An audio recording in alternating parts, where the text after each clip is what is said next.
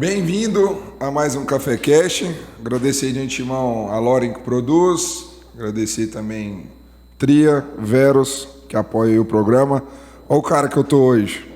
Conteúdo relevante sobre incorporação imobiliária, diretor de incorporação da Mitro Construtora, engenheiro civil, São Carlos? UFSC, Santa Catarina. Santa Catarina, achei que era São Carlos. Ah, que burrice. Federal de Santa Catarina, então. Caio Lobo, o incorporador, bate aí na mãozinha, cara. Bem-vindo, irmão. Não estranhe minha voz, tá? Ontem, Jogo do Brasil, eu gritei muito. Bem-vindo, gratidão por ter vindo aí. Fala, Lucas. Obrigadão pelo convite. E é isso aí, vamos trazer um pouco mais de conteúdo aí, que é um negócio que eu peguei paixão, que eu tô gostando demais, é isso. Falar, trazer conteúdo e vamos conversar. Sabadão de manhã. Sabadão de manhã é melhor Vamos ainda. conversar fiado. Você consegue conversar sem o telefone tocando, sem a pressão do Isso é dia bom. a dia. Né? A gente tem experiência mesmo. O melhor dia de gravação aqui é sábado de manhã.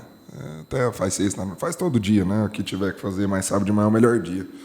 Caião, bora começar do começo, velho? Você é de Goiânia?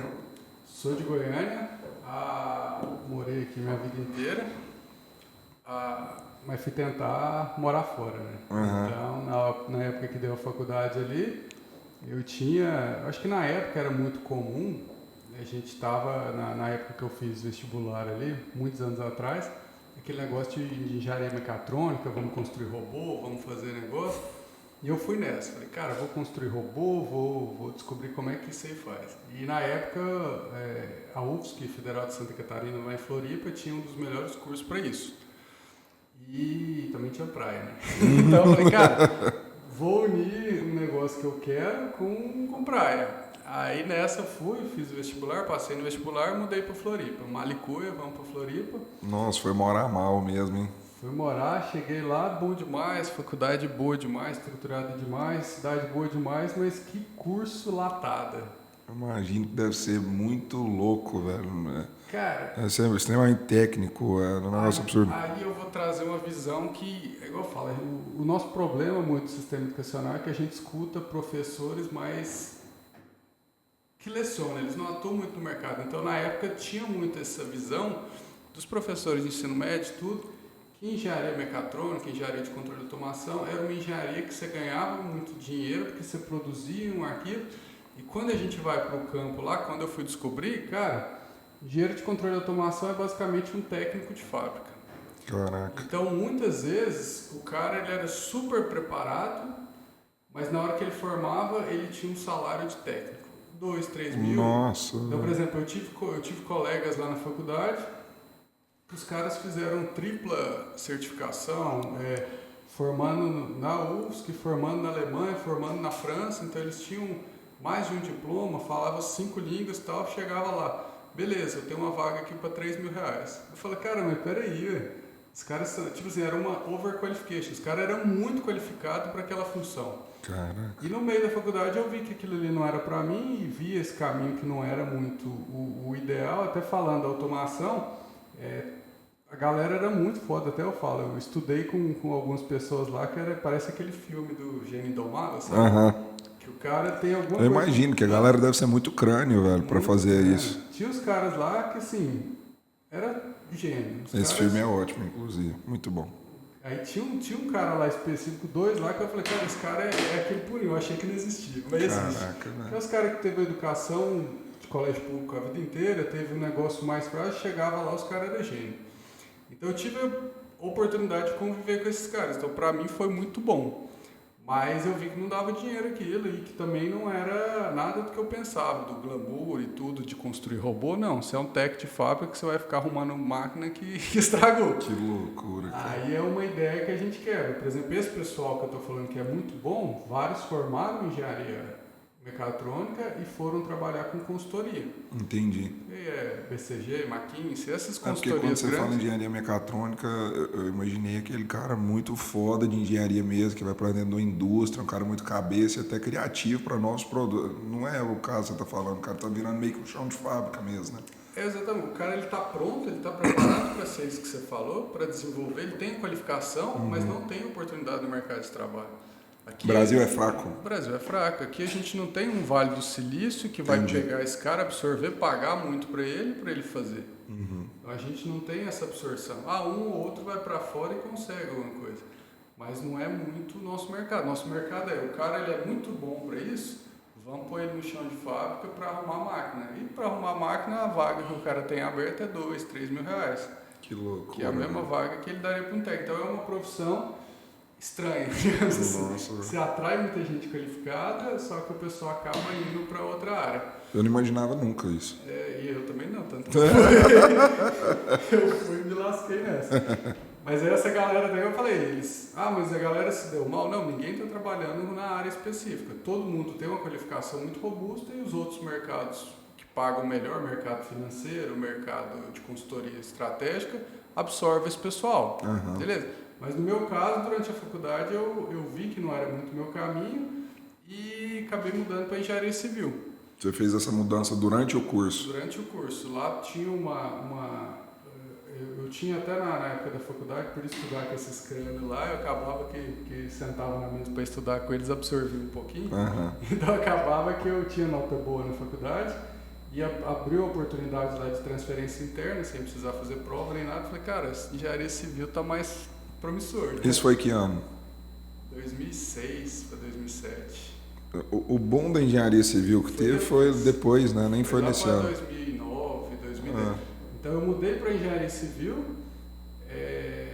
Logo depois, acho que uns 2 anos depois, veio o boom da engenharia civil. Uhum. Porque na época que eu fiz faculdade, engenharia civil estava na baixa. Tanto que eu não fui fazer por causa disso. Aí todo mundo queria fazer engenharia civil. Todo mundo queria fazer engenharia civil. E aí, nada a ver, né? Vai ter uns amigos meus, questão de engenheiro virou Uber agora, igual os advogados que viraram Uber, corretor e tudo, né?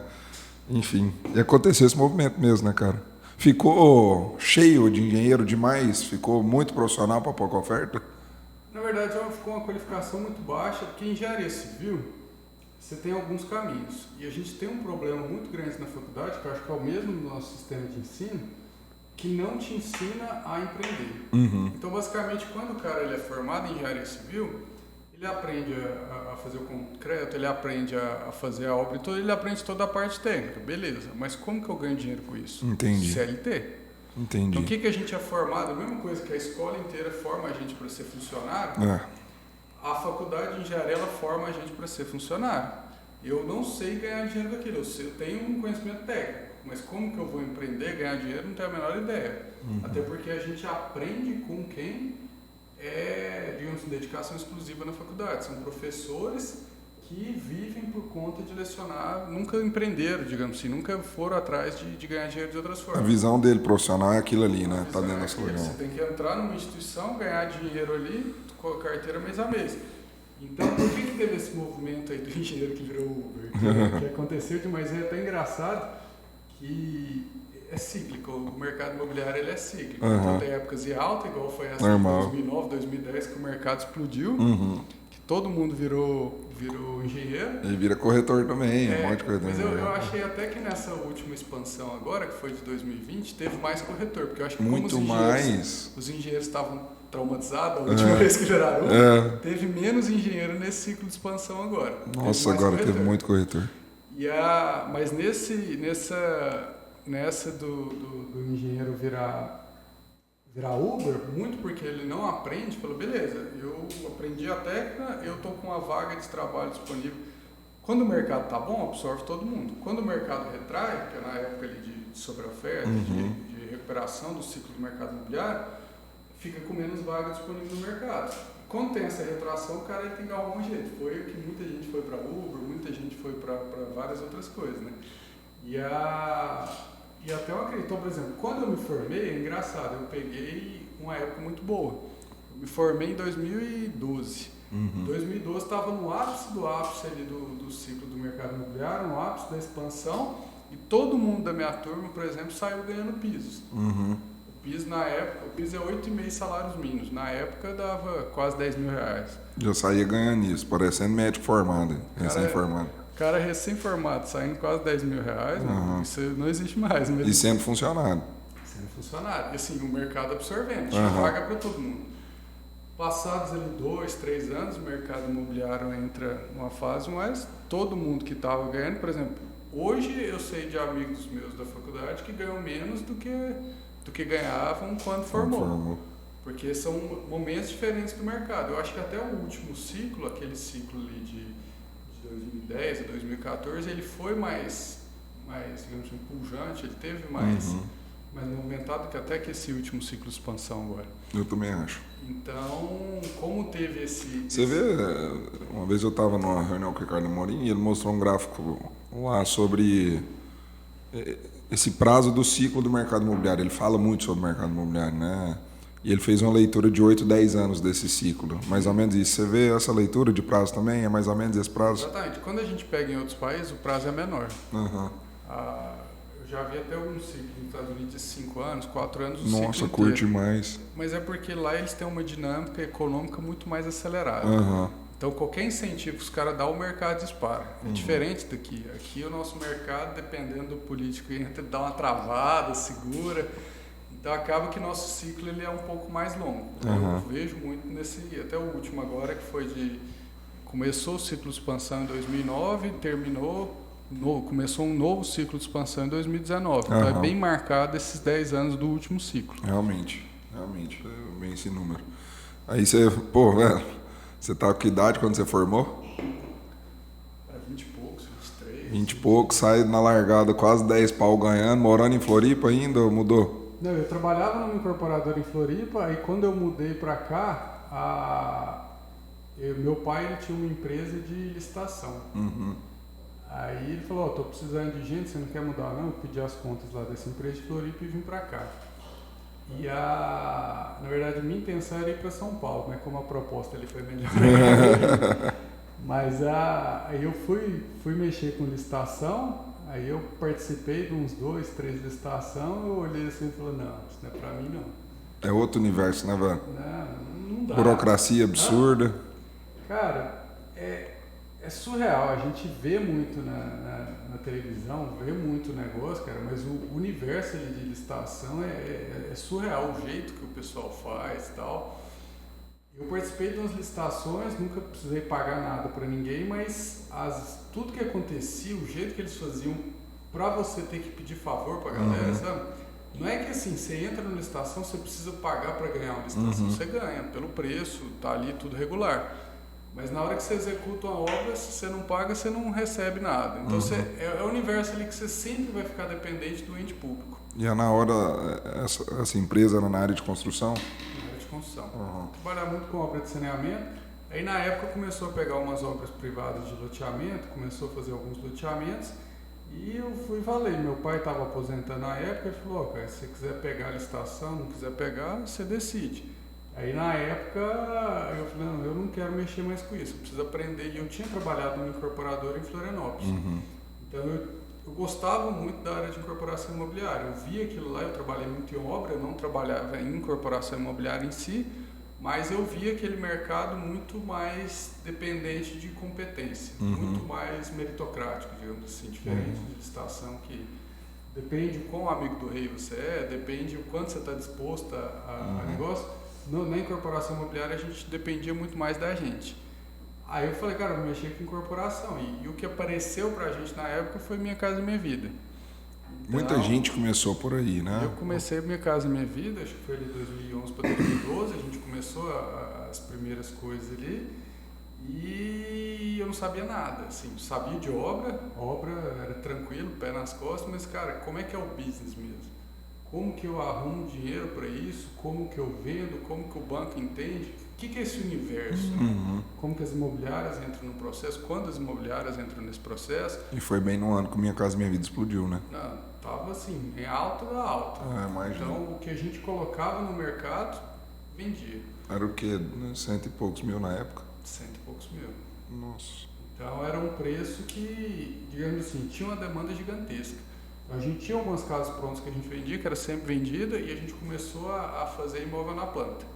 Ou seja, basicamente fazer mais casas com incorporação mesmo. Igual um prédio que você vende tudo na planta, faz aquilo. A gente começou a fazer isso em condomínio de casas ali. Você começou a pegar áreas maiores, então? Começamos a pegar áreas maiores. Dá um passo atrás. Você começou naquele básico, compra um lotinho, fraciona em 2, faz 2 casas. Era basicamente isso no começo, ou não? Esse era o nosso plano, mas na época tinha um conhecido nosso corretor que ele ofereceu uma área para fazer já mais casas. Então, eu na verdade comecei errado. Logo depois eu fui nesse jeito, foi o meu segundo momento. Mas aí o que aconteceu? Eu peguei essa área maior, a gente comprou, foi construir. Começamos a construir tudo, vamos construir e tal, e um pouco de dinheiro do investidor, um pouco de dinheiro nosso. O que aconteceu? O dinheiro acabou. O dinheiro acabou, temos que terminar a obra, eram 20 e poucas casas. Temos que terminar a obra, não tem jeito e tal. E eu fui no banco, né? Você vai lá no banco. Cheguei lá no gerente do banco nosso, era na Caixa, inclusive, muita gente boa o gerente. Eu conversando, cara, eu preciso aí de algum empréstimo para capital de giro, alguma coisa. E esse cara que foi um dos que me abriu a cabeça. Assim, eu sabia que as incorporadoras trabalhavam com alavancagem, mas não entendia como. Aí eu fui pegar e falei, preciso de um dinheiro de capital de giro. Na época a minha ideia era essa, cara, a incorporadora tem um capital de giro, se falta eles vão no banco e pegam capital de giro. Aí eu cheguei pro cara, preciso de capital de giro. Ele falou, beleza, capital de giro você precisa de uma garantia real assim, assim, assim, e os juros é assim, que é caríssimo, juros de capital de giro. Eu, puta que pariu, você tá falando sério, juros assim? Ele falou, cara, mas assim. E esse gerente do banco, por sinal, ele era engenheiro. Ele falou, cara, mas por que você não faz igual as outras incorporadoras? Eu, como? Existem linhas de financiamento específicas para esse tipo de obra. Então, quando você faz o registro de incorporação, você faz tudo, você consegue pegar um dinheiro mais barato, sem garantia igual algumas modalidades de empréstimo, só que você está fazendo dentro do sistema financeiro de habitação, então você tem mais facilidades. Eu, cara, mas eu não tenho a menor ideia disso. Ele me passou lá as linhas para eu estudar, correr atrás, e fui atrás. E contratei até na época um consultor que ia preencher a documentação, fazendo tudo. No final das contas não deu certo. Por quê? Foi recusado o crédito? Cara, recusado. E aí eu fui descobrir que o consultor estava preenchendo tudo errado, que ele na verdade não sabia. Aquele famoso cara que vende que ele não sabe fazer. Não, essa semana eu estava na reunião e até com o Thiago Pena. Acho que você conhece o Thiago, meu sócio na Loren aqui. E trocando ideia e tal. Aí a gente tá pegando os clientes, os caras estão pedindo assim, né? Cara, monta meu processo de venda, vocês são bons demais. Monta meu processo de experiência cliente. Eu falei, Thiago, isso é um puta de um produto que a gente faz no meu negócio, no seu negócio, em outros e tal. E o consultor, do jeito que você contratou, a maioria deles não tem coisas, eles não sabem fazer. Eles vendem uma consultoria que eles nunca fizeram. Totalmente que é o caso desse cara aí. Exatamente. E é uma nota, é caro ainda, inclusive, geralmente. É porque eles cobram muito percentual em cima do capital que você usa e tal. Então, na época deu errado, não conseguimos, tive que arrumar dinheiro emprestado com todo mundo para conseguir terminar o empreendimento, aquele famoso FFF, né? Ainda bem que você arrumou. Mas, resumindo, terminando a obra, mas eu aprendi. Falei, cara, primeira coisa, eu não posso depender do consultor. Para o principal, uma das principais atividades da minha empresa, né, que é ter o dinheiro para fazer as coisas, isso eu vou ter que internalizar. Não adianta eu externalizar isso. Não gosto de mexer com dinheiro, deixa algum externo cuidar disso para mim. Falei, peraí, qual que é o nível de confiabilidade disso aí? Verdade. Então eu internalizei, falei, cara, eu preciso aprender, preciso fazer. Aí a gente, enquanto a gente foi fazer casos, né, que é o que eu te falei, aí eu tomei ferro nesse primeiro empreendimento. Não tomei ferro, não, no final das contas ali com os juros que a gente pagou para o investidor, toda a obra empatou. Cara, com todos os erros que você cometeu, ainda empatou o negócio. O Minha Casa Minha Vida estava tão bom na época. Nossa, loucura, hein? Que ainda empatou. Mas, cara, você ficar ali, às vezes um ano trabalhando um negócio que vai empatar, não é bom também, não. Mas beleza, aprendi, fui construir casas, essas que você falou, 2 a 2 no lote, porque, cara, peraí, se eu vou trabalhar com dinheiro de investidor, deixa eu não contar com tanto, né? Deixa eu fazendo mais picado. Em paralelo, eu falei, cara, eu entendi que existem linhas de crédito que as incorporadoras usam. Entendi que consultor para essa área latada. Então, é 2 coisas que eu já entendi. Eu sei como é que funciona mais ou menos, deixa eu ver como é que foi. Eu peguei todos os documentos que o consultor tinha preenchido, tudo que a gente fez para fazer o pleito e viu que estava tudo preenchido errado, um monte de erro, um monte de negócio. Não, vou tentar outra. Aí pegamos outro empreendimento, fomos da mesma forma ali e falei, vou tentar pleitear. Aí, nesse jeito, eu mesmo fiz, eu mesmo corri atrás. Fui fazendo ali um financiamento com a Caixa, fui afinando as arestas ali, isso aqui veio errado, você tem que mudar assim. Eu fui muito mais atrás, fiquei até amigo do pessoal lá e consegui. Isso foi no mesmo porte já daquele antigo, já era uma área maior, mais casas também. Já era, enquanto eu fazia as picadinhas com dinheiro de investidor, do negócio que eu devia ter feito no começo, aí eu fui tentar esse negócio da incorporação imobiliária. Mas aí eu fui pedir ajuda também para outros incorporadores, até na época o pessoal da CMO lá, que é amigo nosso, ajudou muito, mostraram algumas coisas, outros incorporadores também que eu conversei. Cara, como é que vocês trabalham com isso aqui? O processo é esse. Como é que vocês trabalham? É o famoso benchmarking. Fui atrás, e assim, o que eu gosto muito do mundo da engenharia, da incorporação imobiliária, é que a galera é muito porta aberta. Você acha, velho? Das incorporações imobiliárias é assim... Inclusive as grandes? Inclusive as grandes. A relação que a gente tem... A visão que a gente tem de fora aqui, não, sabia?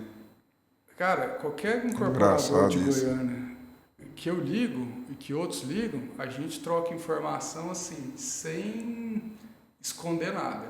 Mas é uma curiosidade mesmo.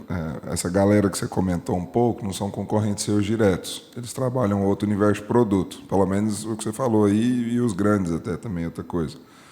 Esses caras entre si, eles se comunicam? Se comunicam e trocam figurinha o tempo inteiro. Bom demais. É um mercado, eu falo assim, diferente de outros que eu já vi, é um mercado que o pessoal se ajuda muito. O de vendas, o mercado imobiliário de imobiliárias, ele é bem travado. Que aí já entra num negócio mais da concorrência. Muito. O que a gente percebeu na engenharia, eu acho que vai entrar em vendas acho que talvez mais para frente, que ainda tem menos travas. Por exemplo, nosso maior inimigo não é a outra incorporadora. É igual o shopping center. Se eu tenho um restaurante e abre outro restaurante bom do meu lado, é bom. Por quê? Você vai estar atraindo um cliente bom para aquela região. O prédio é a mesma coisa.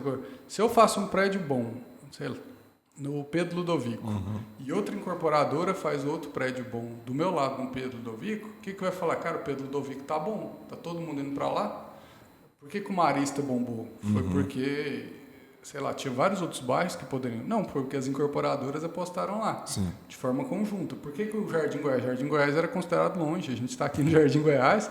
Era um brejo aqui, o parque, né? Esse parque era um brejo. Clube do automóvel antigo. Por que o Jardim Goiás pegou isso tudo? Porque tinham várias incorporadoras fazendo. Então, eu não vejo essa concorrência como negativa para o setor. Que é, digamos assim, a gente está trazendo clientes para o mesmo lugar, para o mesmo objetivo. Então é bom. Legal. Lógico que tem algumas coisas que dão aresta, mas no sentido geral a gente tem problema com a prefeitura. Goiânia agora está com esse problema com o plano diretor. Nossa, pelo amor de Deus. Não sai os de solo. Enel está terrível.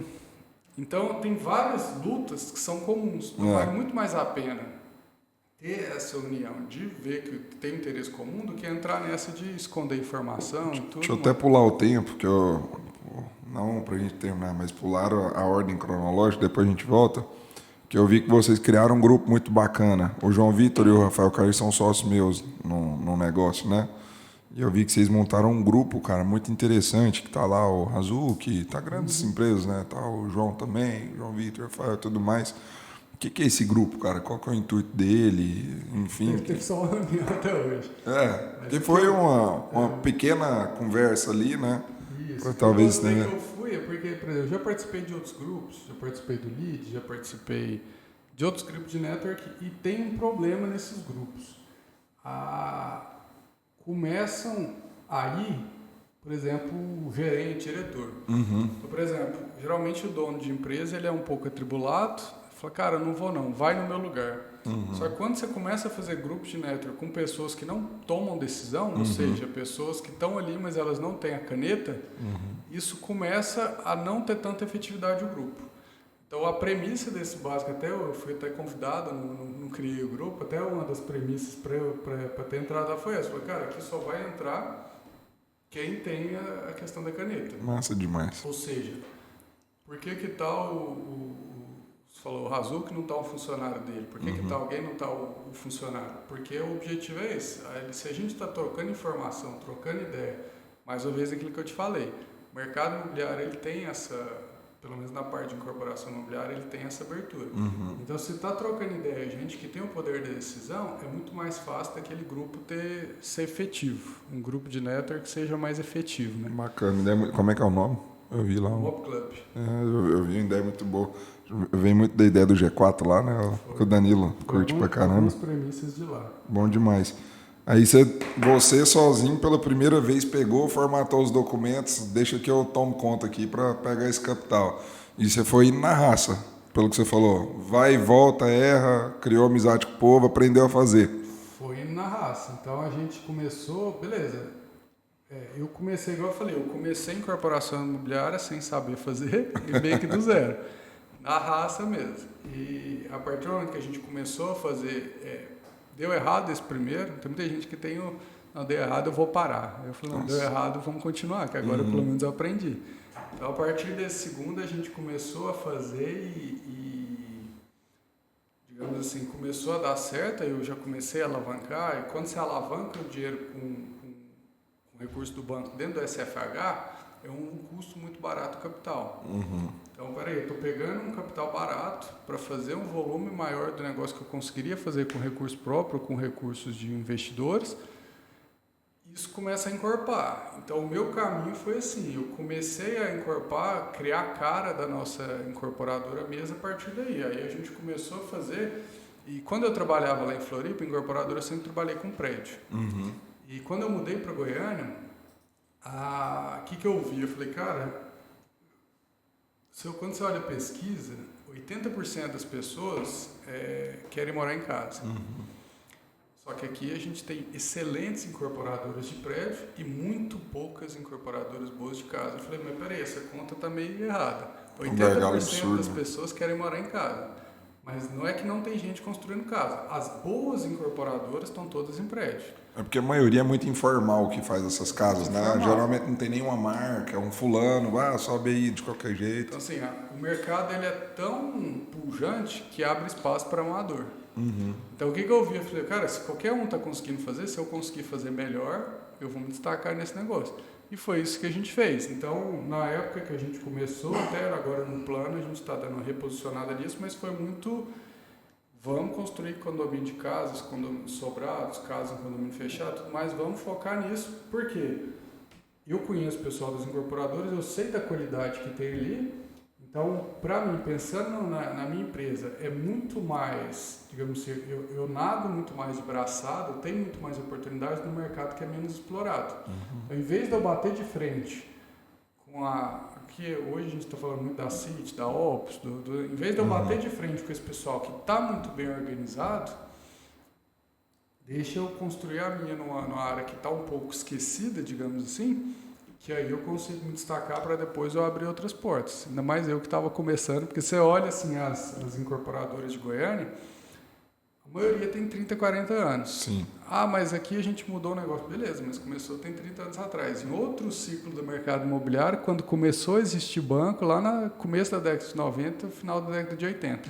Então, todo mundo vem de uma época muito... Então, eles tiveram muito tempo. Falaram, meu negócio não tem tanto tempo assim. Eu preciso me esforçar um pouco mais que a galera.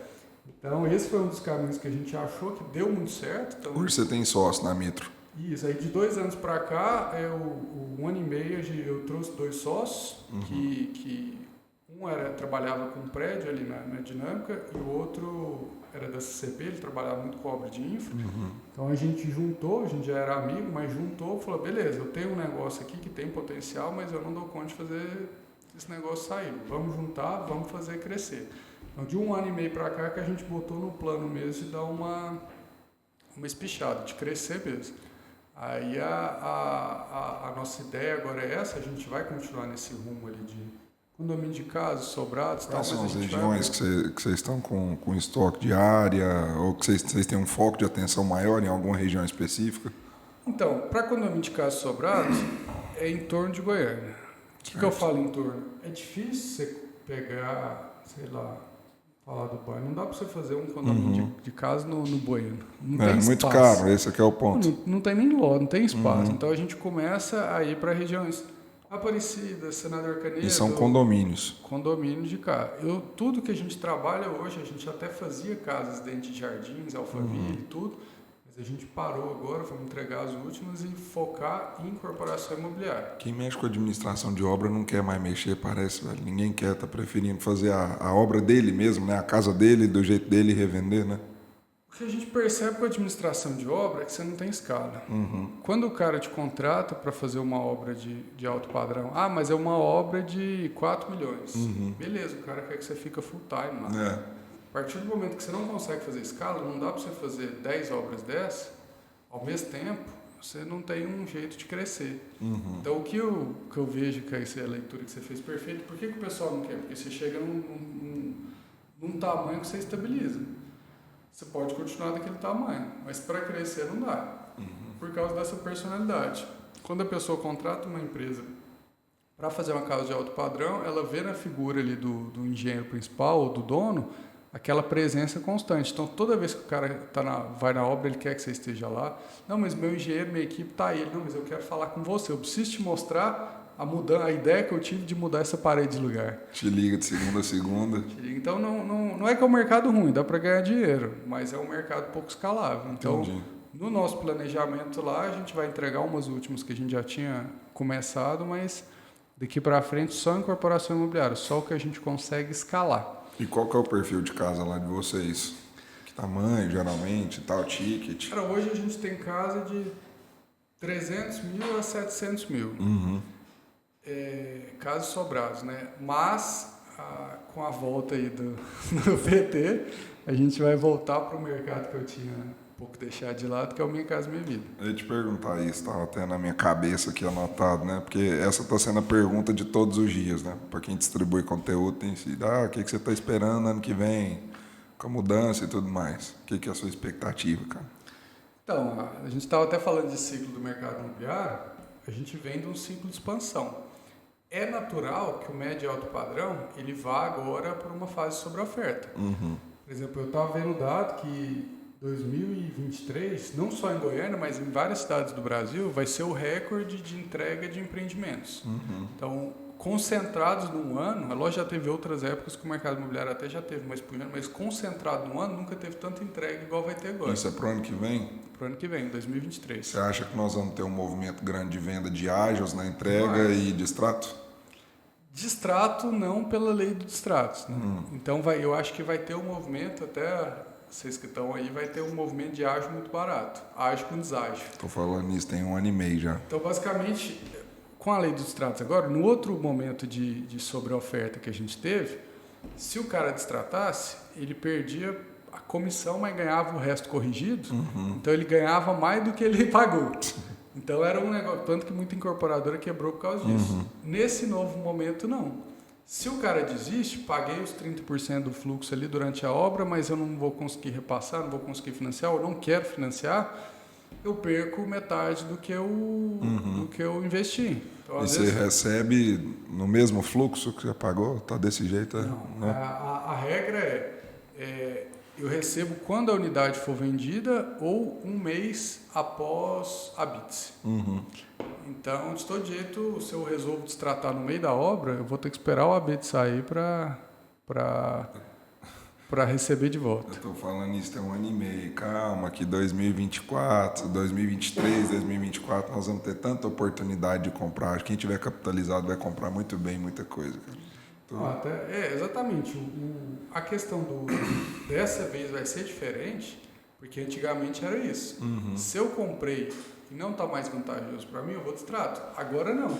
Então, agora o cara tem 300 mil que ele pagou, se ele desistir, ele vai perder 150 mil. Por que você acha que acontece isso, cara? Na época o cliente não pesquisou direito, o corretor vendeu errado, o cara não sabia das correções. Cara, isso chama ciclo de mercado imobiliário. Como é que o ciclo funciona?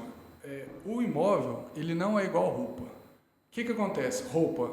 Deu um boom, todo mundo quer comprar roupa. Sei lá, deu época de praia, todo mundo vai lá na loja e compra uma sunga para ir para a praia. Vendeu muito, na semana que vem, vendeu o meu estoque inteiro. Na semana que vem o estoque está reposto. Eu não preciso de prazo para repor aquele estoque. No mercado imobiliário é diferente. Cara, deu pandemia, deu exatamente a expansão do ciclo do mercado imobiliário, muita gente, os 3 últimos anos foram fenomenais para quem trabalha no mercado imobiliário. Então, vendemos muito bem. Nosso estoque foi lá embaixo. Vou repor meu estoque. Demora 4 anos. Eu não consigo botar os imóveis na prateleira repondo tudo. E o custo de reposição está maior agora, inclusive. O custo de reposição está maior. Então, assim, o mercado imobiliário ele é diferente dos outros porque eu não construo casa. Talvez no futuro isso mude, né? Essas casas instantâneas e tudo mais. Mas hoje, com o prazo que eu tenho de obra, com as dificuldades que eu tenho de aprovação de projeto, a gente falou aqui de plano diretor que não está saindo nem do solo, com essa série de dificuldades eu não consigo repor estoque. Então, se eu não consigo repor estoque, muita gente quer comprar, eu vendo e não tenho. Então, o que eu começo a fazer? Vou fazendo vários lançamentos. Então, o que foi nos últimos... Cara, meu estoque acabou, eu preciso lançar. Então, se eu estou acostumado a lançar 2 no ano, eu lanço 5. Só que, beleza, todo mundo aumenta o lançamento. A demanda diminui, o que acontece? Começa a formar estoque. É um novo ciclo. O novo ciclo. Aí eu começo a entrar em fase sobre oferta. Então, peraí, estava faltando imóvel, mas todo mundo foi lá e colocou mais produto na prateleira. Então, eu tenho o mesmo número, um pouco menor de quantidade de clientes, e eu começo a ter imóvel sobrando. Eu falo assim, mas por que isso acontece? Por causa desse movimento. Para eu repor, para eu lançar um produto, não é amanhã. Cara, eu vendi todos, 100% do meu produto, eu vou lançar um amanhã. Não, meu amigo, você tem que comprar a área, negociar a área, que às vezes demora muito para você formar uma área. Aprovar. Você pega lá 6 lotes, são 6 donos diferentes, você vai formar a área, o tempo que isso demora. Você demora para formar a área, você demora para desenvolver o produto certo, você demora para aprovar o projeto. Então, até você ter outro lançamento, não é instantâneo. Então, a grande questão do mercado imobiliário é essa. Agora a gente vai entrar numa fase sobre oferta. Por quê? Porque a gente passou por uma fase de expansão muito grande e todo mundo brilhou o olho. Pô, eu preciso pôr mais produto no mercado. Muita compra emocional, cliente louco. Né? Isso aí ficou muito claro para mim. Ficou muito claro. Aí agora a gente chega nessa fase da sobre-oferta e na fase da sobre-oferta é aquela questão que você falou. Vai ter um boom de ágio dessa vez. Por quê? Porque o cara ele vai olhar, se eu destratar com a incorporadora eu vou perder 150 mil. E se esses 300 que eu paguei eu vendo por 200? Cara, eu que estou na ponta comercial aqui já comecei a sentir, sabe? Nos últimos... Não é o imóvel que é o imóvel da minha carteira, geralmente. Mas só no mês atrasado aconteceram 5 vendas aqui de ágio em terrenos em condomínio fechado. A galera que... Comprando emoção. Compra na emoção e compra a falsa promessa também. Tem um amigo meu que fala assim, Lucas, eu entendo o que você fala do corretor. Meu conteúdo ele é meio... umas batidas às vezes, corretor lixo e tudo mais, tipo de coisa. Eu entendo o que você fala, Lucas, mas o cliente ele gosta de ser enganado também. Como um cara compra achando que ele vai vender daqui 3 meses com a valorização de 50%, 40%, porque ele compra nessa promessa, né? E eu fui vender agora, amigo meu, Lucas, estou com terreno em tal condomínio, não vou citar não faz sentido. Tal condomínio, todos os 5 tiveram que vender abaixo do que pagaram, tomaram prejuízo. Então, já está acontecendo. Semana retrasada, uma mulher me procurou, cara. Essa não tem nem como ela vender. A mulher comprou o terreno por R$200 mil, fez o fluxo de pagamento longo, pagou 70, teoricamente tinha que sobrar 130, né, para ela quitar. Puxou o saldo devedor atualizado, tem 340 mil de saldo devedor, cara, por causa da correção do dinheiro. Não tem como ela vender. Falei, não tem como. E na tabela da construtora, o mesmo terreno está 200 mil. Ou seja, ela não tem como ela vender o terreno. Então, loucura, já estou vendo isso acontecer já. Você falou um negócio legal, cara, dessas... Acho que nos Estados Unidos muito normal, né? Essa construção mais dinâmica, né? Uma obra rápida, um material utilizado diferente. Eu vi o Justus falando que virou acionista e conselheiro. Qual que é o nome da empresa? É uma empresa que faz drywall. E é drywall mesmo o material? Esse mesmo que a gente está... É a mesma coisa. Mesma coisa. Você vê o brasileiro aderindo a isso? Cara, a gente tem uma ideia de querer apostar em tecnologia. Eu sou um pouco diferente, eu sou um pouco conservador nisso aí. Uhum. Eu lembro não sei se você vai lembrar ali da época que começou a internet para celular. Na época a TIM veio com chip. A TIM, eu acho que a TCO, tinha outras empresas lá. E a Vivo, na época, apostou na tecnologia CDMA. Nem lembro disso, cara. Basicamente, todas as empresas, na verdade, a TIM veio muito forte, foi quando a TIM entrou aqui, veio com chip e tal, então as empresas elas foram trazer a internet e elas viram no chip um tipo de tecnologia que falou, a Vivo apostou todas as fichas no CDMA. Ou seja, cada um estava apostando no que ia virar mais. Só que como a do chip foi abraçada por mais empresas, aquela tecnologia desenvolveu mais. Enquanto a da Vivo, eles pegaram, sei lá, investimento que deve ter chegado na casa de bilhão que eles fizeram e jogaram no lixo. Por que a Vivo não quebrou? Por sorte, eles tinham uma robustez financeira muito grande, mas perderam muito dinheiro por apostar na tecnologia errada. Eu falo a mesma coisa da construção. A gente está num momento que já bateu o martelo. O jeito de se construir não vai mais ser do jeito que é hoje.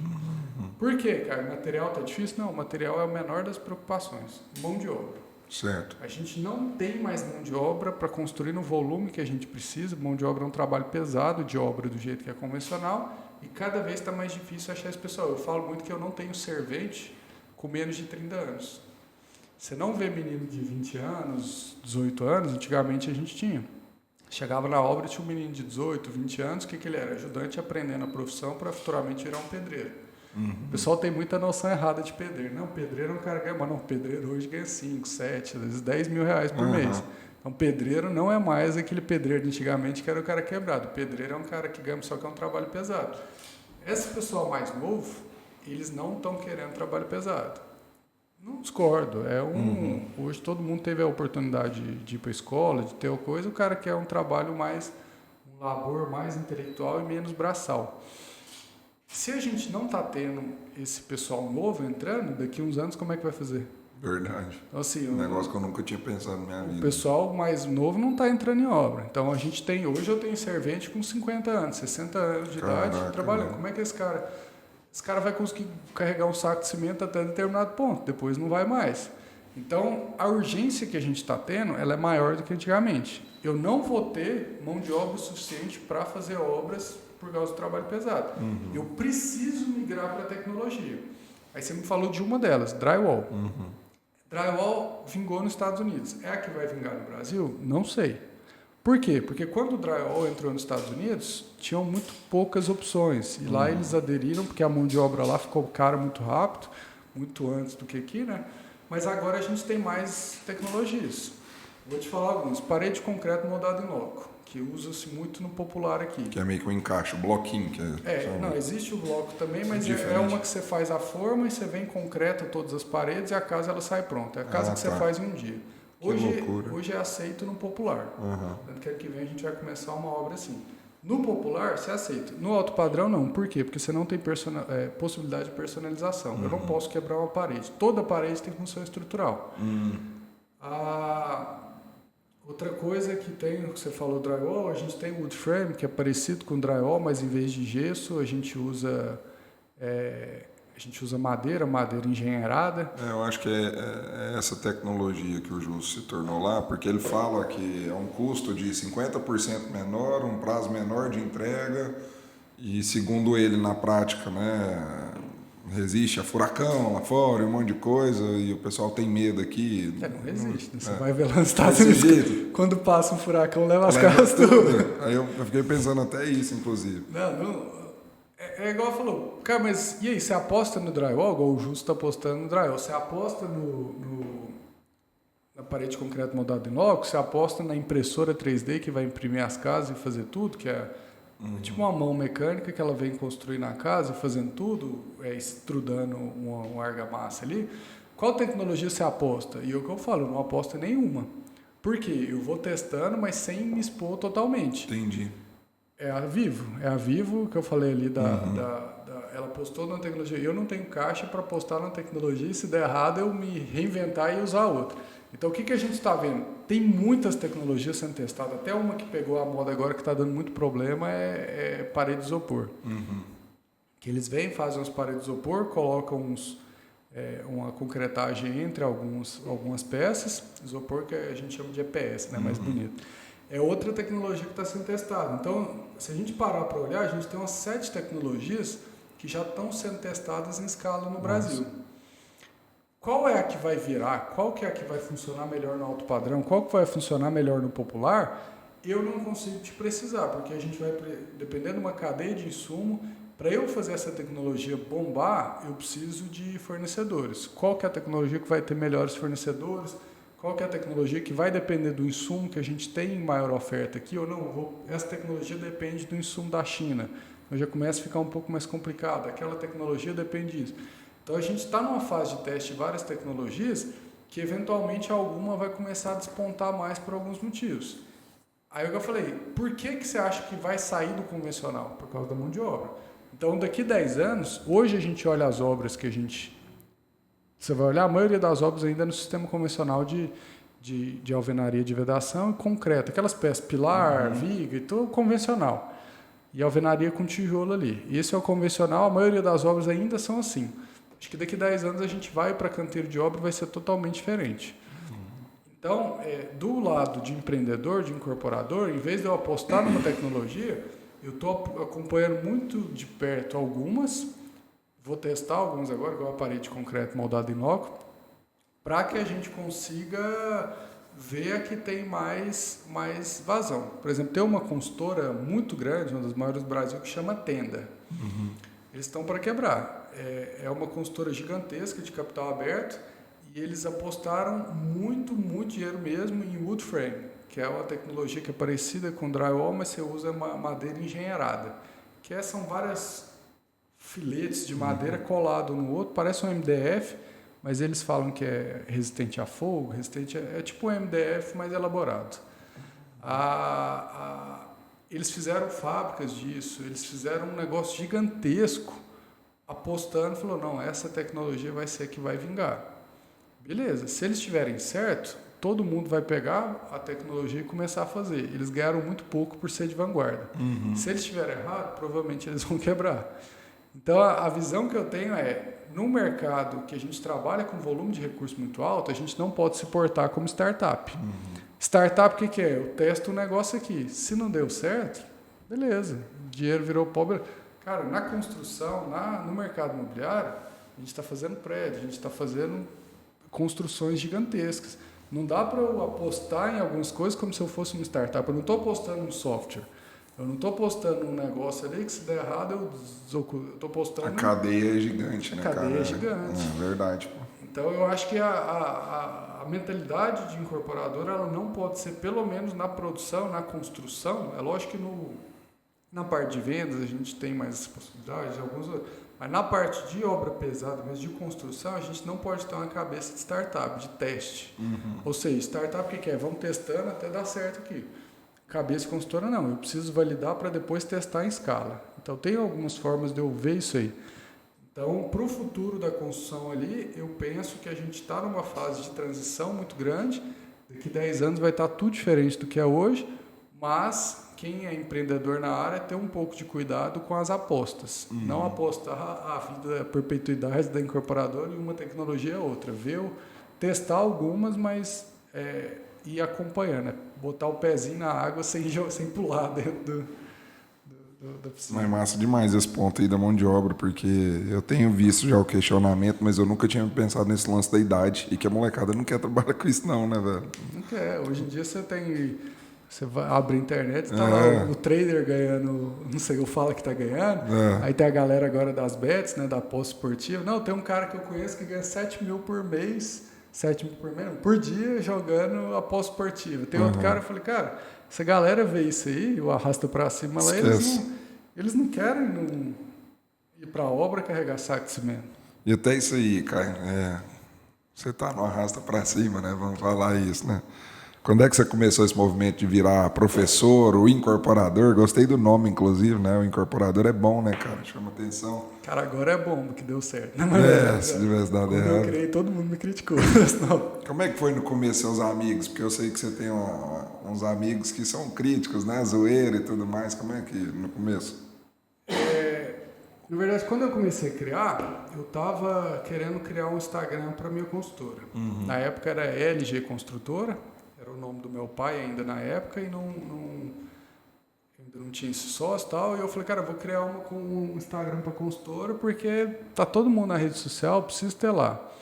Aí eu fui conversar com um cara de marketing, ele é de uma agência aqui de Goiânia, ele tinha conta de umas 8 consultoras, dos 8 incorporadores. Ele estava fazendo uma pós-graduação comigo.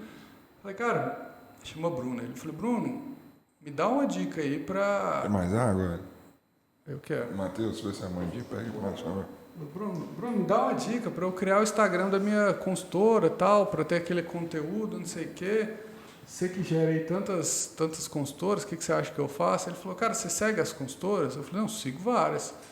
Eu acompanho e tal. Eu falei, você gosta? Ele perguntou, você gosta? Eu falei, cara, eu acho um saco, fica postando aquelas dicas de decoração, aqueles Mesma arte, mesma coisa. eu falei, não tem... Que lá não é legal. Ele falou, não, cara, eu sei que não gosta não, ninguém gosta.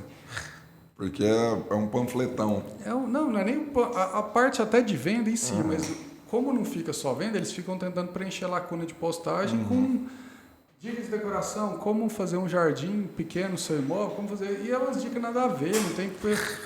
Ele falou, ele me abriu a cabeça, cara, o pessoal quer ver cara no Instagram. O pessoal não quer ver lá, eles querem ver rostos. O que dá certo hoje? Quando o dono da incorporadora ou o gerente comercial, o pessoal que está ali começa a se mostrar e falar de produto, falar de coisa, isso dá muito mais certo do que você ficar postando esse tipo de coisa. Aí me abriu, eu falei, putz, é verdade, vou fazer o trem que o povo já está fazendo e está dando errado. Aí eu resolvi criar... um Instagram voltado para a produção de conteúdo. Aí eu comecei a entender o que era marketing de conteúdo e tudo mais. Aí eu comecei, beleza, eu vou começar a criar falando de algumas coisas do mercado imobiliário, fazendo a vinculação muito para gerar autoridade e para trazer cliente para o meu negócio. Mas quando eu comecei a produzir conteúdo, eu vi que quem começou a me seguir era construtor, incorporador, corretor, era muito pessoal da minha área. Você fez pensando em pegar o cliente final, quem estava indo é quem queria aprender. Exatamente. Aí começou esse movimento. Falei, beleza, eu fiz aquilo ali para meio que falar assim, eu quero vender sem vender. Eu quero vender os imóveis ali da consultora falando que isso e aquilo, mas na hora que o cara está comprando, ele nem acha que está comprando. Só que na hora que eu fui ver, começou a atrair muita gente do mercado. Falei, cara, eu fui trazendo conteúdo sobre o mercado imobiliário, sobre isso, começou a trazer gente. Aí eu, putz, cara, o que é isso aqui? Aí na época eu fiz o curso do Érico Rocha lá, e lá no curso ele fala de algumas coisas sobre... Isso em 2020. 2020, logo que entrou a pandemia. Aí na época tava fazendo aqueles revezamentos um pouco de casa, um pouco de home office. Aí eu passei assim, falei, cara, peraí, ele tá me falando aqui que eu consigo muito mais aproveitar gente que tá no Instagram para ganhar dinheiro do que gente que tá para gastar. Que é aquela ideia, quando eu tô vendendo um imóvel, eu tô vendendo para uma pessoa que tá ali fazendo uma compra. Mas tem muita gente que tá ali para aprender a ganhar dinheiro. Aí que me despertou um pouco isso. Falei, não, peraí, se eu começo a mudar um pouco minha linha editorial e olho para esse pessoal, dá mais certo. Aí é uma crítica que eu tenho muito, até já falamos aqui sobre a faculdade não ensina a ganhar dinheiro, a escola só ensina a ser CLT, e a gente começou a ver um movimento meio global. Tem muita gente que critica o arrasto para cima, inclusive eu, quando é um arrasto para cima vazio. Mas ao mesmo tempo que teve o lado negativo, que trouxe muito picareta, você teve um acesso muito grande a pessoas boas. Então, peraí, em vez de eu fazer uma pós-graduação, eu fiz algumas pós-graduações, né? Em vez de eu fazer uma pós-graduação de 2 anos, que vai ter um monte de módulo que eu não tenho o menor interesse naquilo, eu aprender direto o que eu quero com a pessoa que aplica, não só que ensina, isso aqui é muito melhor. É de outro mundo, né, cara? É de outro mundo, né, velho? É de outro mundo. Aí eu comecei a fazer alguns cursos online. Falei, cara, deixa eu fazer. Em vez de eu quero aprender sobre, sei lá, direito notatorial para melhorar lá na incorporadora esse negócio de cartório e tudo mais. Em vez de eu fazer uma pós-graduação, em vez de eu fazer uma faculdade, por que eu não faço um curso com um cara que sabe fazer daquilo, ele é validado? Aí eu comecei a ver, falei, que legal isso aqui. Hein? E muito mais barato. Né? E muito mais barato. Nossa, é incrível. Aí, quando eu comecei a ver, eu falei, não, mas na outra ponta eu tenho coisa para ensinar. Tem muita coisa, igual eu falei, eu aprendi a duras custas e isso tem valor. Muita gente não teve a mesma sorte que eu tive, nem precisa ter o mesmo azar que eu tive. A gente pode encurtar caminho, economizar muito dinheiro. Aí eu comecei a produzir curso muito voltado para a área de incorporação imobiliária. Você mudou sua linha editorial para um conteúdo ali educacional mesmo, né? Exatamente. E quem que é o principal público que consome o seu conteúdo de ensino hoje? É corretor? Não, de curso é muito engenheiro, construtor, arquiteto, o cara que às vezes faz 2 casas, ele quer começar a escalar o negócio, Legal. profissionalizar o negócio. Corretor tem, mas é uma minoria. Então hoje a gente pega muito o pessoal que começou na parte de construção um pouco informal, sem muito conhecimento, mas beleza, agora esse é meu ganha-pão, eu preciso profissionalizar. É aquilo que a gente falou, em vez de eu fazer uma pós-graduação com um cara que nunca construiu, deixa eu aprender com quem já passou pelo caminho das pedras, que vai me facilitar nessa jornada. Então eu comecei a criar isso, foi muito bom para mim em várias coisas. Primeira parte financeira, isso dá uma robustez melhor. E liquidez, né? Uma liquidez melhor. É igual eu falo, incorporadora é longo prazo. Quem abre incorporadora pensando em ficar rico em 2 anos, vai quebrar em 3. É convencional, é coisa... Vai quebrar em 3 anos. Porque, por exemplo, incorporadora, até falando para quem quer trabalhar nessa área, você começa a fazer um empreendimento. Você vai recebendo esse empreendimento. Mas quando você está finalizando o empreendimento, você já aplicou aquele dinheiro inteiro em 2 e em 3. Aí aqueles 2 e 3, na hora que você está fazendo, você já aplicou aquele de outro. Então é um negócio de longo prazo. Por quê? Porque como você está sempre tendo que reinvestir o dinheiro, você não tem liquidez naquilo ali. Aí a parte de consultoria, de aula, de negócio, a gente tem uma liquidez maior. Porque não, é dinheiro que entra e você já consegue... Em alto volume e rápido, né? Isso é muito legal. E aí isso começou a me abrir várias portas.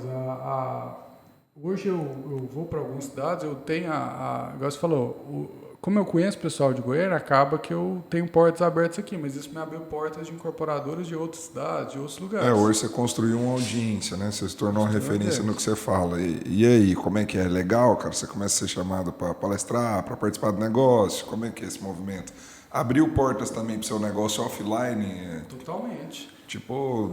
Hoje aparecem mais negócios para a gente, por essa possibilidade, falou assim, cara, pelo tamanho da nossa incorporadora, talvez não apareciam determinadas parcerias, determinados negócios. Mas como tem essa exposição, ou seja, o pessoal, eu falo assim, a gente sempre é criticado por quem está fazendo menos. Quem está fazendo mais que a gente, nunca critica. Por quê? Porque aquele cara sabe a peleja que é. O cara que está geralmente começando, geralmente tem os haters ali de internet, aquele hater é sempre um cara que não trabalha, que mora com a mãe. Você tem no seu nicho ali, cara, aparece? No orgânico, não. Quando vai rodar um curso e tal? Quando vai rodar algum negócio, o cara aparece. Se tivesse, como é que fala? Se tivesse ganhando dinheiro com incorporação imobiliária, eu não estava aí vendendo curso. Aparece esses caras assim. Só que aí você vai olhar, geralmente é aqueles caras que tiram selfie sem camisa assim, tem uma CG, e eu falei, cara, eu tô sendo criticado por um cara que não tem absolutamente nenhum. Não pode nem dar moral. Aí quando você vai conversar com a galera mais que tá na frente, aí os caras respeitam, isso que eu acho massa. Você vai conversar com um cara que, sim, tá lá na sua frente, muito na frente, fala, em vez de você olhar para ele mais assim, pô, cara, não sei o que, cara, eu sou fã, acompanho, massa que você produz ali, aí você começa a ver que tá no caminho certo, você fala, pô, peraí, o cara que me inspira, ele tá me seguindo e tá gostando, é porque eu tô fazendo alguma coisa certa. Legal. Então, o que a gente tem que fazer muito nesse meio, você falou assim, como é que é essa relação? É bom, mas é difícil. Porque você mexe no negócio com ego, a gente não está acostumado a receber crítica.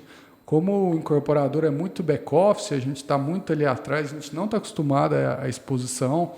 Muita gente, inclusive, nem gosta dessa exposição. Eu mesmo não gostava. Mas aí você começa a ter que lidar um pouco com isso aí da crítica, de ter alguma exposição maior, que naturalmente vem com crítica.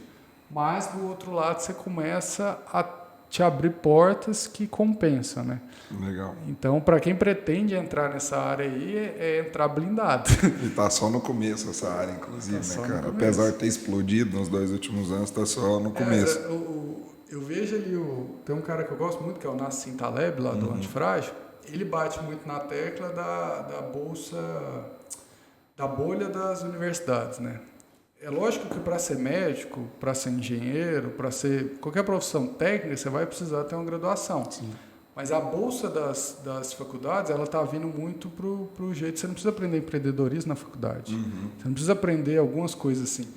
Então, eu olhei para fazer na época lá, acho que era em Stanford, em outras faculdades, para fazer um MBA daqueles que você fica 2 anos lá. Cara, eu lembro que eu olhei, isso já tem uns anos, quando o dólar era 1 para 2, 1 para 3. Era mais ou menos 100 a 150 mil dólares por ano. Para você fazer 2 anos, você gastaria só de FII, de taxa, os 300 mil dólares. Mais o custo de morar, que é dedicação integral, então você não consegue trabalhar. Fiquei pensando assim, cara, eu vou gastar aqui 1,5 milhão, 2 milhões de reais. O que me gera de valor ali, de conteúdo, para justificar esse valor, sabe? Comecei a ficar pensando nisso, falei, beleza, 2 anos lá, o que eles vão me ensinar que vai abrir tanto a minha cabeça que vale 2 milhões de reais na época que eu estou mais produtivo na minha vida? Qual que vai ser o ROI disso, no fim Qual vai ser o ROI? Porque assim, beleza, se eu estiver em outra época, é uma coisa, mas na época que eu estou ali produzindo a todo, porque MBA não é para quem é universitário e nem para quem é sênior, é para quem está no começo ali, no meio, que você está explodindo, na época que você mais produz. Tá... Verdade. Como que eu vou parar no meio desse furacão ali, no meio da época que eu estou mais produtivo, para pagar 1,5 milhão, 2 milhões de reais, e isso vai me dar um ROI maior do que... Aí eu fiquei pensando assim, cara, isso é... Aí quando eu li os livros na Cintaleb, me abriu, ele falando isso. Cara, Harvard, MIT, Stanford, é bolsa Louis Vuitton. Louis Vuitton. Ele falou, como assim bolsa Louis Vuitton? Cara, vale aquilo? Vale, desde que as pessoas reconheçam aquilo. Se o pessoal parar de olhar aquilo, porque o material é o mesmo de outra bolsa 10 vezes mais barato. O negócio é tudo, às vezes é fabricado, o cara vende uma bolsa ali por 40 mil dólares, às vezes a bolsa de $1.000 é fabricada pelas mesmas pessoas, pelo mesmo material, só não tem a marca. Então, o que vale aquilo? Vale o quanto que as pessoas falam que vale. A partir do momento que as pessoas falarem que aquilo não vale mais aquilo, que o valor é o preço de custo mais um BDI, aquilo lá não vai valer mais nada. A mesma coisa de Harvard, MIT e tudo, dessas faculdades caras, desses, digamos assim, desse ensino. Por que aquilo ainda vale? Porque o cara que tem Harvard, o cara que tem MIT no currículo dele, ele recebe mais dependendo de algumas corporações. Se isso mudar, que por exemplo nas techs começou a mudar já, eles estão nem aí se o cara formado aqui, ele quer saber se o cara sabe fazer. Nas techs esse movimento já começou, mas nas empresas tradicionais não. Se isso mudar, não vai ter mais por que o cara pagar 1,5 milhão, 2 milhões numa formação de 2 anos, se aquilo no currículo dele não tem o mesmo valor. Aí o que você falou que eu concordo muito, está só no começo a educação peer-to-peer, que é a educação que você aprende direto com quem está fazendo. Por quê? Hoje ainda o diploma é muito valorizado, está diminuindo. Eu, por exemplo, formei na UFSC, no meu currículo está lá que eu formei na UFSC, mas não é nem de longe o lugar que eu aprendi mais coisa. Mas ainda tem um currículo que formei na faculdade federal, a faculdade de ponta, está entre as 5 melhores do Brasil e tal, tem todo aquele glamour disso. Mas eu acho que isso vai diminuir cada vez mais. E quando isso diminuir, o cara vai olhar, cara, para eu graduar, fazer tal coisa, o custo de tempo e tal é tanto. Para eu fazer um curso diretamente com uma pessoa que eu vou aprender exatamente o que eu preciso, o custo é muito menor e eu estou aprendendo conhecimento exatamente que eu preciso com quem está produzindo. Eu não estou aprendendo com teórico, eu não estou aprendendo com acadêmico. Né? O filtro que nós vamos ter que saber escolher bem, né? Aí é um negócio que vai evoluir, eu acho. Porque os picaretas, eu acho que é igual fake news. A gente está aprendendo ainda a filtrar. O pessoal mais velho tem dificuldade de filtrar fake news. O pessoal mais novo já tem um pouco mais de malandragem para saber o que é real e o que é fake news, né? Eu acho que com a educação ali na internet vai ser a mesma coisa. O cara ele vai ter que ter um filtro para saber entender quem que é o picareta e quem que é o cara que realmente faz. E tá cheio de picareta, meu Deus do céu.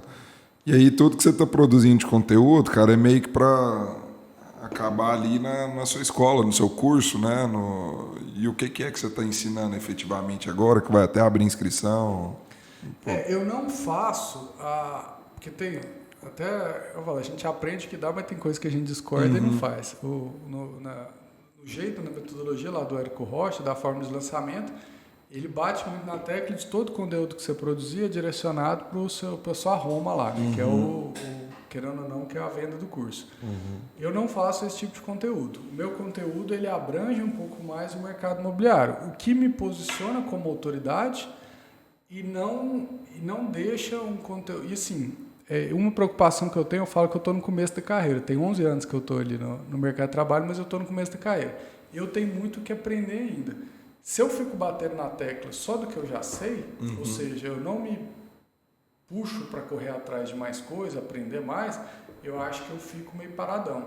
Então eu busco a minha linha editorial, falar do conteúdo, que é o que tem no meu curso, mas eu falo de outras coisas também, exatamente para me tirar um pouco da zona de conforto. Eu vi que você fala muito sobre cenário econômico, outras... Isso não tem nada no meu curso, Pois mas são coisas que eu acho que me tiram da zona de conforto. Inclusive cresce sua audiência também, né? Cresce minha Você audiência. dá um tiro maior de Vai pessoas. me dando... Mas de todo jeito reforça a autoridade, que é um dos objetivos. O curso que eu ensino, eu falei, uma das dores que eu tive muito no começo da minha carreira foi a questão financeira. Não saber como trabalhar com a estruturação de financeira do produto, não saber como trabalhar com bancos, que é o recurso mais barato que tem, não saber como montar isso tudo. Então, eu acabei tendo alguns... Eu falei, não chegou a ser prejuízo, mas eu acabei perdendo muito dinheiro, botando muito dinheiro na mesa por não saber fazer isso. E eu vi que não tem... É difícil você achar esse tipo de conhecimento, esse tipo de conteúdo. Então, eu criei um curso que chama Incorporações Imobiliárias Financiadas para a pessoa. Cara, eu quero crescer meu negócio. Eu não consigo crescer com capital próprio ou com capital de investidor, eu preciso crescer mais. Como que eu estruturo a minha empresa, como que eu estruturo meu empreendimento, como que eu faço toda a estruturação para eu conseguir lançar meu produto, conseguir fazer e conseguir entregar. Porque tem muita gente que consegue fazer, mas não entrega o produto, porque falta coisa. Como que eu consigo fazer, envelopar isso tudo? Então a gente ensina ali desde a teoria, do começo, no primeiro módulo especificamente, a gente bate muito nessa tecla. Aí até é muito válido para a gente de diversos modelos. Como que o sistema financeiro SFH funciona? O que é o SBPE? Como é que funciona o fundo de FGTS? Como funcionam as modalidades ali de amortização, price, saque? Então a gente traz uma bagagem toda inicial e depois a gente começa a entrar como cada banco trabalha, como que preenche os documentos, que é o que eu falei que eu apanhei lá atrás também. Eu quero trabalhar com fundo imobiliário, aqui em Goiânia a gente tem a Trinos, que é gigante. Como que a Trinos analisa e outros fundos analisam o produto, como que eles entram no negócio. Então eu dou essa envelopada toda, eu falei, beleza, eu quero trabalhar nessa área, o que eu preciso saber? Então a gente traz esse conteúdo mais no passo a passo, mais direcionado. Que aí é o que eu falei, tem corretores que fazem, que geralmente corretor que quer começar a diversificar um pouco o negócio também, em vez de trabalhar com a venda, deixa eu aprender a trazer outras coisas. E muito construtor, engenheiro, arquiteto, o cara que construía 2, 3 casas e quer escalar. E o cara que está começando consegue pegar seu conteúdo, aplicar e já fazer. Exatamente. Legal. É sempre um caminho. Eu falo assim, para quem já está rodando, o caminho é mais rápido. Para quem não, eu já estou rodando, já tem 2, 3 meses de CNPJ, 2, 3 anos de CNPJ e tal. É lógico que para esse cara vai ser mais rápido o cara que nem abriu um CNPJ. O cara que abriu o CNPJ tem todo aquele caminho de abrir, escolher o que não é certo, pegar o tipo de obra, porque eu falo, prestação de serviço é um tipo de obra que não vai agregar muito se você quer trabalhar com corporação imobiliária. Então, até o tipo de obra que eu vou focar vai fazer diferença no meu business. Então, a gente aborda muito isso para a pessoa conseguir fazer o caminho dela. E assim, é bom, até falando, quando eu comecei a fazer as coisas, eu conhecia, 5 bancos e 2 fundos. Hoje eu conheço muito mais gente, me aparece muita gente. Cara, eu tenho interesse em fazer algum fundo, algum intermediador de fundo, eu tenho interesse em aplicar em projetos assim. Você Legal. tem como? Eu falo, tem. Aí a gente já faz um pouco a ponte. Que massa. Por exemplo, aí a gente começa a trazer alguns parceiros. O meu público é muito esse, o pessoal que quer incorporar e tal. Então eu começo a acoplar parceiros que tem sinergia. Eu falo, cara, tem um público ali gigante. Igual hoje lá a gente tem já tem mais de 700 alunos, a gente está fazendo a conta mais de 15 estados, mais de 60 cidades. Então a gente está em vários lugares já. E a ideia é... Internet é legal demais, né? É legal demais. A escala é absurda, né, velho? Então a gente está com um problema de plano diretor aqui em Goiânia. Às vezes você fala com um cara de Balneário Camboriú, o cara... Você está com esse problema? Eu estou com esse problema tem 3 anos. Aí você fala com um cara de não sei onde. Então a gente tem uma comunidade que tem uma troca muito legal nesse sentido, né? Os problemas que a gente acha que são só nossos, a gente vê que tem outros lugares. Eu tenho que mandar minhas áreas aí para seus alunos, para você prover. E tem o lado legal é isso, a gente vê os problemas em comum, mas a gente vê como que em outros lugares eles solucionaram os problemas que a gente tem. Show. Cara, eu tô com um problema nesse sentido aqui. Como que fez? Não, aqui na nossa cidade é muito comum fazer. permuta imobiliária. Aqui na minha cidade a gente faz assim. Cara, toda vez eu assusto, você está mais familiarizado com os números, mas aqui em Goiânia, enquanto a gente está falando ali de 10 a 15, 17% do VGV para o permutante, Balneário Camboriú chega a 40, 50. Eu falo, cara, metade do prédio, igual loteamento, metade do prédio é do dono da área. Por quê? Porque só tem uma área na beira-mar. É muito louco o mercado diferente. Então, quando você começa a entender, por exemplo, o preço do metro quadrado em Goiânia é absurdamente barato. A gente está lançando aqui agora os primeiros prédios que o pessoal está lançando a 11, 12 mil metros. Que, assim, até pouco tempo era 8 mil, 7 mil, altíssimo padrão. Isso não é nada lá fora. Cara, isso é popular na cidade. É louco. Você vê ali em São Paulo os caras lançando a 40, 50. Você viu lá na orla lá de Ipanema, lá o pessoal lançando a 100 mil metros quadrados o prédio da Gafisa. E vendendo bem. E vendendo. Aí você começa a entender assim, quando eu saio da minha bolha e começo a enxergar os outros mercados, em vez de eu ficar pessimista, porque o que é a nossa tendência? Por exemplo, falando aqui específico de Goiânia, não está dando mais para construir com preço... Porque a gente tem um preço de venda e o preço de construção aumentou muito, o preço de produção. Então, esse mercado vai ficar inviável. Aí você olha para fora, cara, lá os caras estão metendo o preço do metro quadrado, estão subindo e está vendendo. E está vendendo. Então, você começa a entender que fala assim, tem se não pôr a conta, não fecha, cara. Não tem jeito. Não é hipervalorização. É porque a conta não fecha. O terreno está caro, a mão de obra está cara, o insumo está caro. Cara. E aí? E tem que ter o lucro, e tem que ganhar dinheiro, e tem que pagar a comissão. Mas quando a gente olha para fora, é muito mais fácil enxergar essa solução. Não, total. É porque, na minha visão, eu que estou com o consumidor demais a todo momento, e esse é um assunto até que eu gosto, eu acho, consumidor goianiense, cara, ele é extremamente exigente. Ele não admite produtos ruins. E ele não aceita pagar caro. Ele tem a soma desses dois negócios. Quando eu comecei a ter acesso a produto em Brasília, em São Paulo, fora, até no exterior, eu falei, cara, tem muita coisa aqui que em Goiânia está melhor e lá é mais caro. E o cliente lá compra feliz, o daqui compra bravo, querendo pôr permuta, desconto e exigente. O cliente goianiense, ele é um cara bem exigente. E eu acho bom isso.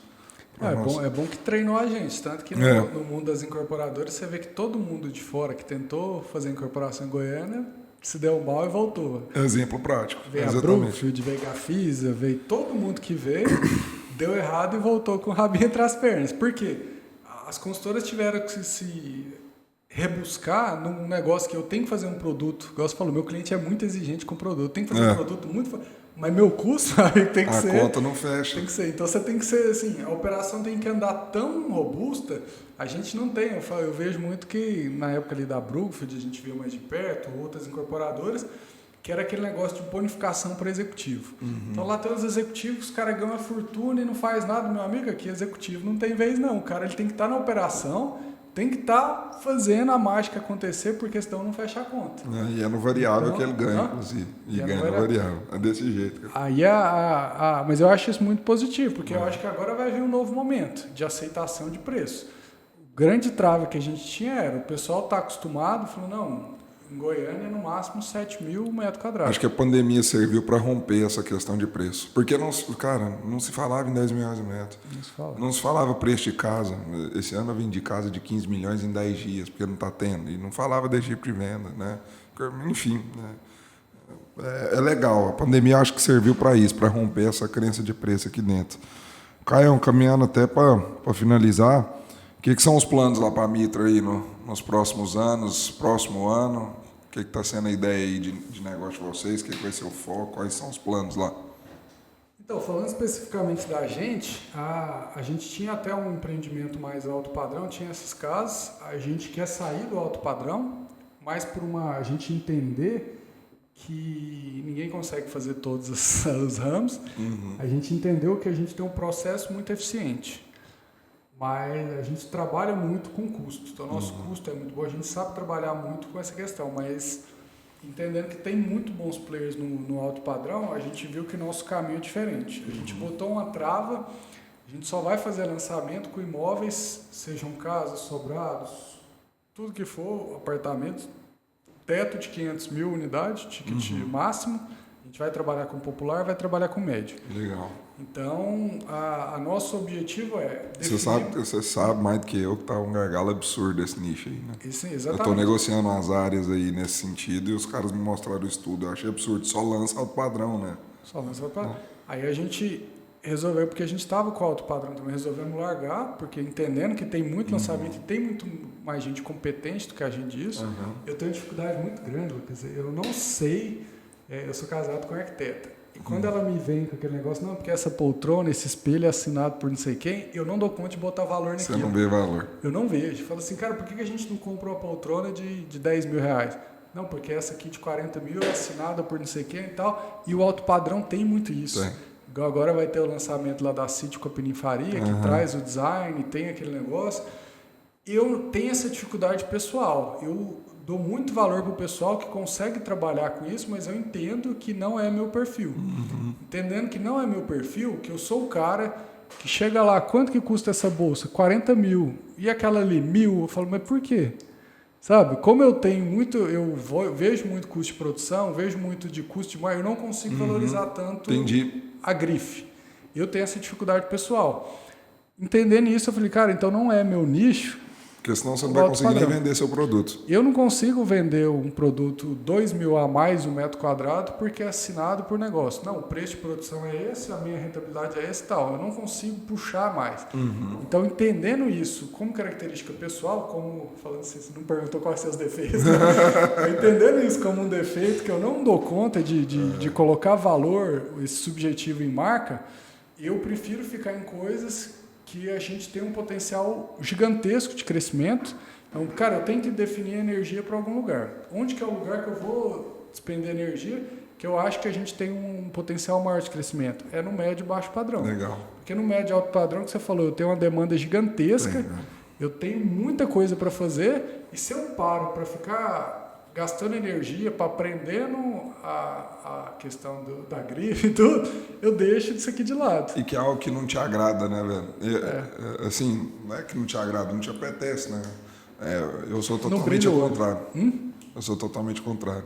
Meu escritório aqui embaixo, tudo, cara, demora 90, 120 dias, tudo caro, poltrona de 50 pau, tudo demora a chegar. Porque é o conceito de escritório. E é o que eu gosto de trabalhar e agregar valor, inclusive. Quem, digamos assim, tem esse perfil, consegue ganhar muito dinheiro com isso. Aí é o que eu falo, porque eu recebo muito isso. Lucas, como é que eu trabalho imóvel de alto padrão? Acho que é o que os povos mais perguntam, né, os corretores. Cara, a primeira coisa, entende se você é desse meio mesmo, se você quer. Porque para mim sempre foi, né? Eu gosto. Aí tem cara que não quer, o cara não vê valor em ter um carro mais caro, um negócio mais caro, e quer atuar nesse meio. Só que esse meio exige isso, né? Então não adianta. E os planos pro incorporador, Caião? Como é que você está vendo esse outro negócio? Cara, o que você tem pensado disso? Eu falo que eu sou entusiasta do mercado imobiliário. Eu gosto pra caramba de pegar domingo. Eu tenho uma newsletter que chama Incorpora News. Eu sou assinante lá. Todo domingo à noite eu paro lá e vou fazer. Cara, mas domingo à noite vai fazer 1 ano e meio. Que todo domingo à noite eu sento, vou ler tudo notícia. É um trem que se eu não gostasse eu não faria. Porque dá um trabalho do cacete, eu falo que o pessoal tem que valorizar mais a área que dá. Punk. Mas dá um trabalho do cacete, mas é porque eu gosto muito do mercado imobiliário. Eu vejo muito valor nessa ideia, a gente vive numa sociedade complexa. Assim, vários porquês a gente faz as coisas, não sabe nem porquê, a gente nasce, tem várias etapas da vida já pré-definidas de como vai ser e como vai ser. Então, numa complexidade social dessa, o imóvel, ele entra como uma coisa muito importante. Você vai falar praticamente todas as culturas, a moradia, o imóvel, ele tem uma relevância muito importante. Então, quando você começa a estudar o mercado imobiliário, você fica muito apaixonado naquilo ali. Cara, olha a dinâmica, a gente está fazendo aqui agora assim, está fazendo assim e tal. Você começa a entender os porquês, começa a entender tudo. Gosto muito, então eu falo assim, qual que é o negócio do incorporador? Eu criei sem ter um objetivo final muito bem definido, mas o que eu falo assim, hoje me dá uma renda extra, me dá uma rentabilidade também, mas eu acho que mesmo se não desse, eu estaria fazendo porque é muito de coisa que eu gosto. Não sei aonde vai parar, eu vou continuar fazendo. Não é um negócio que você senta, planeja para longo prazo, nada disso. Nada disso. Eu tenho interesse de crescer. Esse ano, eu acho que ano que vem eu vou começar mais com palestras também. Até quando eu comecei, estava em pandemia, eu dei muita palestra, mas foi online. Nunca viajei para dar palestra, até porque agora está aparecendo muita proposta. Eu vou começar a analisar algumas coisas, mas desde que não me atrapalhe no final. Falei, meu negócio mesmo é incorporador, eu quero construir, e o incorporador, minha produção de conteúdo é um negócio mais que me traz uma satisfação, mas eu não penso muito. Por exemplo, o que você pensa para a sua incorporadora? A gente quer crescer, a gente tem nosso planejamento estratégico com métricas bem definidas.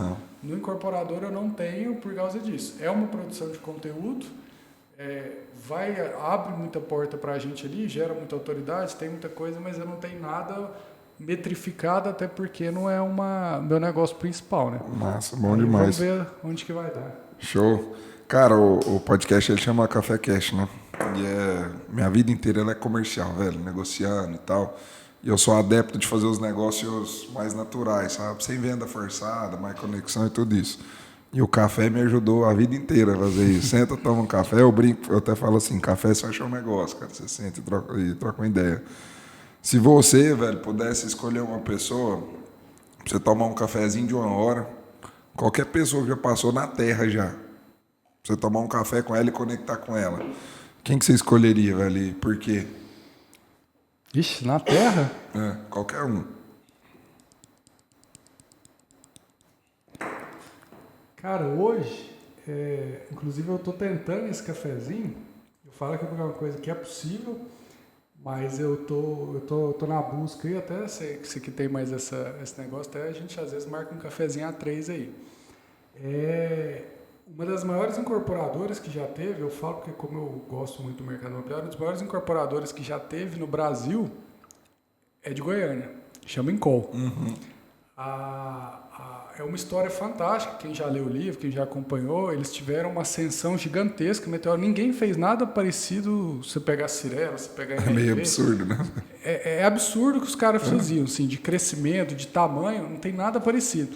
Então, para mim, falar assim, eu poderia falar Elon Musk, sei lá, Jeff Bezos, é a galera que não me acrescentaria tanto, eu acho, de perto. Agora, um cara que eu acho que me acrescentaria muito sobre erros e acertos, porque, cara, como que o cara chegou saindo de Goiânia para ser o maior do Brasil, assim, que ninguém nunca conseguiu romper o que ele chegou, e o que ele errou para ter entrado em declínio? Que é o Pedro Paulo da Incol, que ele é um cara que eu acho que tem muito para ensinar, mas como, digamos assim, ele ficou muito mal visto com a queda da Incol, ele é um cara hoje muito low profile. Eu já tentei algumas vezes marcar uma conversa com ele, acho que às vezes você pode até me ajudar nisso aí. Fechadão ele, cara. Ele é fechadão. Ele é fechadão, mas às vezes a gente conseguiu vamos ver, vamos. Um cafezinho A3 aí. Quem sabe, pô. Que eu acho que vou até anotar para ver como eu consigo isso. Eu tenho até os contatos que eu posso te passar. Mas eu tenho uma pessoa muito próxima de mim que é muito próxima dele. Porque eu acho que ele tem uma bagagem que ele faz todo o percurso. Da ascensão, ele é um self-made man. Do nada, ele não tinha nada, é um cara de origem humilde que ele conseguiu bater todo mundo, aquele pessoal pomposo de São Paulo, o pessoal da Faria Lima, ele bateu todo mundo nesse povo, deixou no chinelo. Eu sei quando ele entrou em São Paulo, ele não tinha operação em São Paulo, em 6 meses, a Incol de São Paulo, a Incol paulista, tirando o resto da operação do Brasil, já era maior que todos os incorporadores de São Paulo. Caraca. Então, tipo assim, a visão que eles tinham de negócio, eu já estudei um pouco o jeito que eles trabalhavam, que era de células mais autônomas, né? Não era decisão centralizada, tinha liberdade. Então, assim, o modelo de negócio deles era sensacional e teve um declínio, eu acho que até por um pouco de ego, teve um declínio ali no negócio, mas eu achei que seria interessante entender dele isso. Até para ver, cara, eu estou numa incorporadora, tem várias outros incorporadores, várias pessoas envolvidas no mercado imobiliário. Qual que é a visão dele disso, né? Massa. Assim, eu acho que o cara deve ter sofrido no final aí, bicho. O que ele deve ter visto quando ele estava crescendo? Bem, os caras que não tá do nada, ele é disparado maior. E ele tá ali nesse topo. E o topo, todo mundo fala que é solitário, né? Ele tá ali nesse topo. E depois do declínio, como que foi isso tudo? Eu acho que essa experiência que ele tem, essa bagagem que ele tem, seria um café interessantíssimo. Já fica aí de missão para você conseguir. Me põe nessa aí que a gente faz um... É difícil mesmo, não é fácil não. Mas a gente marca um café A3 e faz isso aí. Onde é que a galera te encontra, cara? Qual é o arroba aí? Onde é que você produz os conteúdos, enfim? Show.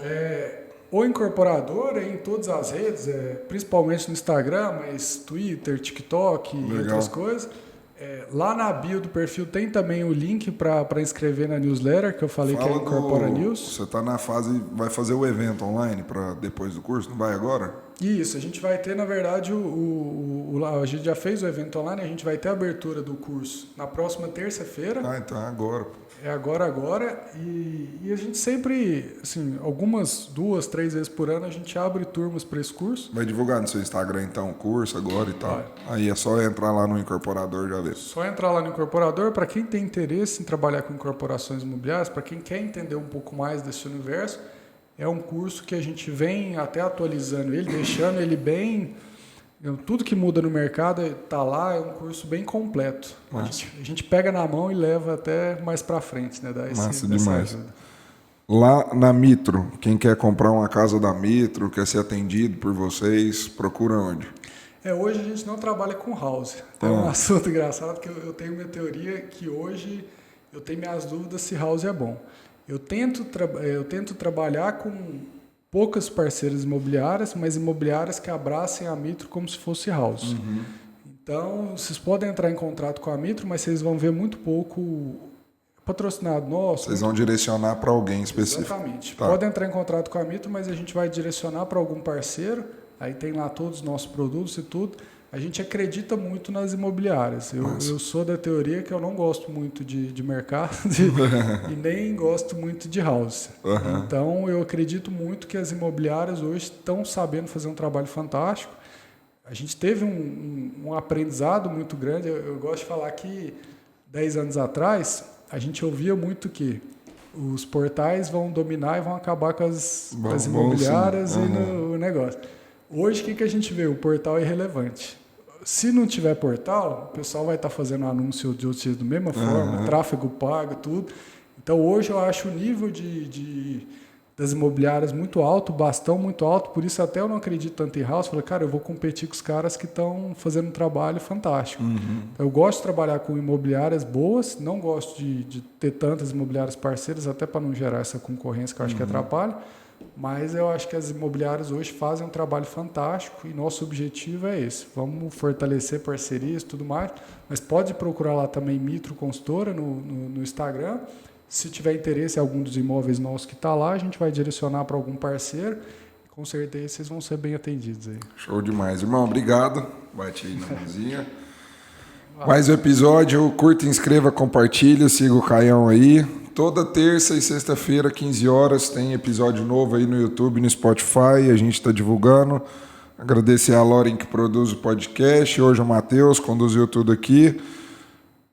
Agradecer a Veros e a Tria também. Tamo junto. Até o próximo episódio.